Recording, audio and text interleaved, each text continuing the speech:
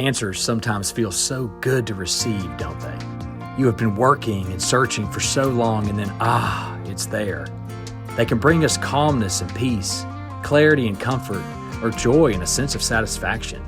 It's the pursuit for answers that can sometimes get frustrating and just frankly exhausting. Well, the Toddcast is a place that maybe you can glean some nuggets of perspective that can easily apply to you in your position here at Joe Bullard, your home life, your marriage, your relationship with your child, or just somewhere in your everyday life.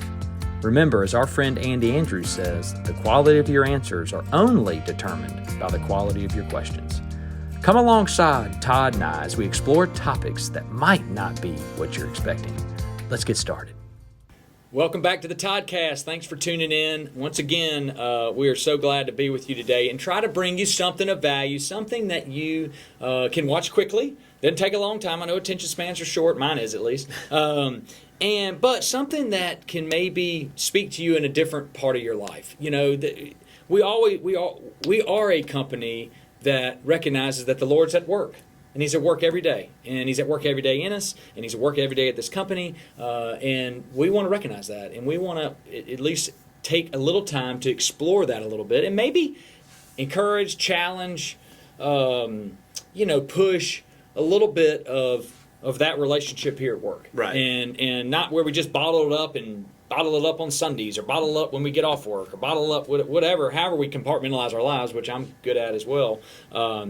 We want it to be alive and free here. And so here's a time that we can explore that. This morning, what we're going to do is I'm going to let Todd share a God moment of his that he has recently, well, probably one of many. Right. And let you really just take us through that story and speak to us this morning. So I want to kick it to you. So, when you said, when we got here this morning, you said a God moment. This is the first one. This story is not the most, fantastic story, or it's not the most oh my gosh, look at what God did. And it's not like the most depressing story there, God turned it around. But for some reason, this is one of those situations where this is, when you said that, this is what God said. So in saying that, I'm preempting my story because I think that someone needs to hear this wherever you are. Let me start by saying our culture is really quick about covering over or taking the sting away from or putting the salve on or medicating our feelings and the tough times. Okay, so I'm preempting with that. This past weekend, I did something that I haven't done ever, and that was I took my daughter, who's 24 years old now, on her first backpacking trip, and it was just me and her. You've never done that? She'd never done it. Now, she bikepacked last summer from Seattle to San Diego, so the whole Western coast. Yeah, whole Western United States. She's pretty, BA, right? So she can do it. And I wasn't with her for that, So I knew she could handle it. I knew it was not going to be that physically and mentally she can handle it. We'd never done it before. And she's been going through a tough time recently, just with some transitions in her life. And I knew that was going to come up on the trail. I knew that was going to kind of be the focus. So when I take someone backpacking, I try to come up with kind of a scope and sequence. Here's what I want to cover while we're out there backpacking, and this is how I'm going to get to it, right? Yeah. And so it's through questions and conversations and just experiences. But it's it's very intentional. Very it's intentional. It's a ministry. Very intentional. Right, very intentional. So I'm doing this with my daughter, and it's not only then about us building a relationship and doing something hard. It's about really dealing with the situation and issue in our life, So we're on the trail, and part of that is, okay, what do you do when life gets hard? Like, what do you do when you're in a place and it just is a whole lot of, this just isn't fun, and this sucks, and this hurts, and there's pain here, there's grief here, there's whatever it is, whatever the emotion. And what we tend to do is we try to run from it, or we busy ourselves, or we self-medicate, or we choose a lot of different things, hobbies, all these things to avoid and to really deal with it. Well, with that in mind, and what we're doing, backpacking, and me being with Morgan, my daughter, I tapped into something we just finished as a church through the Easter season. And it was a book by a guy named John Mark Comer, and it's called Practicing the Way, and it's about spiritual practices. And one of the things that he talks about that really impacted me as we went through it as a church and as a small group is that that you have to sit in the pain. You don't run from it.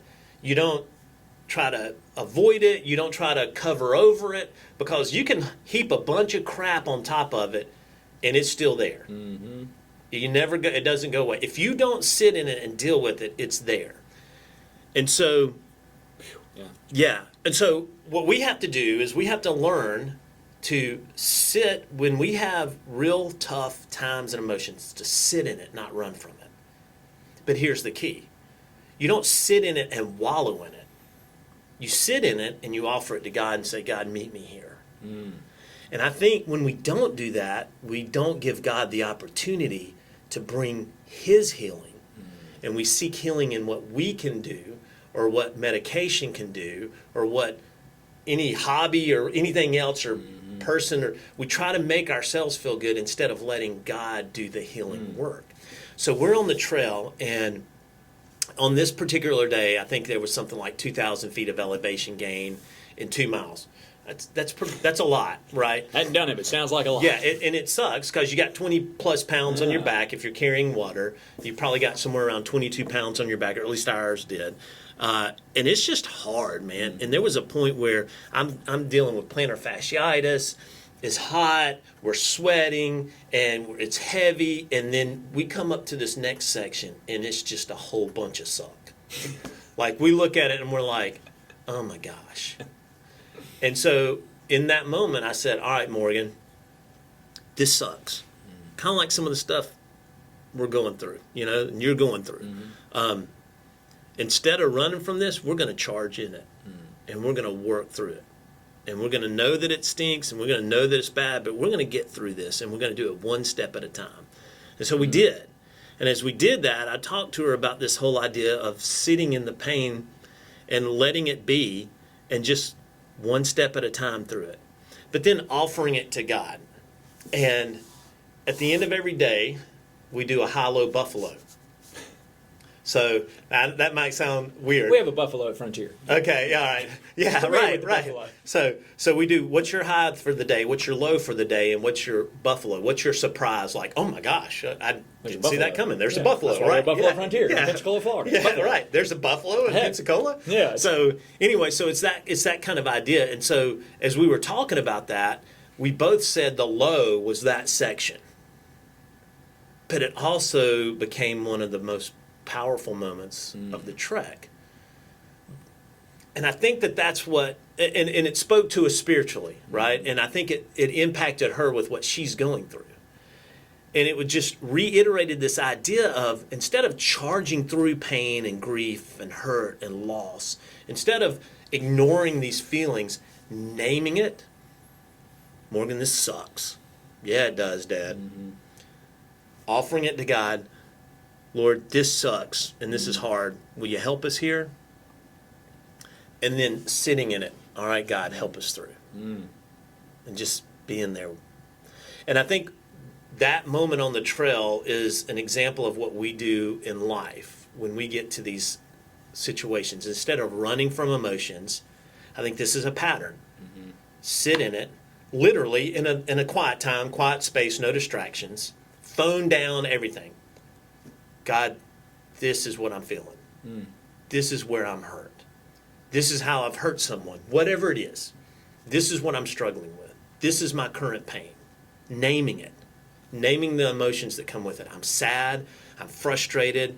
I'm hurt. And then saying, God, I offer you this. I don't know what to do with it. Mm-hmm. Please meet me here. And then just giving him time.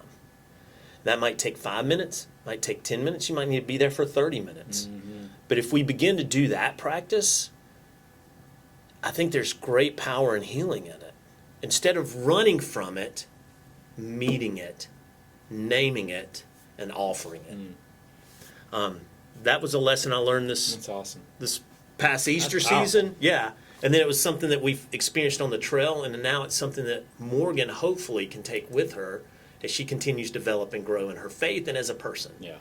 So That's Todd. That's super powerful, and I know you started that thing saying, I know this is for somebody out there. Well, that person's me. I'm sure there's some others, but I mean, I think it's so, I'm a professional. Like, I have become really, really good at running from those feelings. Yeah. Those hard feelings. The hard ones. It's almost like we convince ourselves that those feelings, we shouldn't have those feelings. Oh, yeah, sure. Really, what you're saying, the feelings is an imitation. It's and totally you're going to have all the gamut of feelings. You're going to go Right. through the gamut of feelings. The feeling itself isn't bad. Right.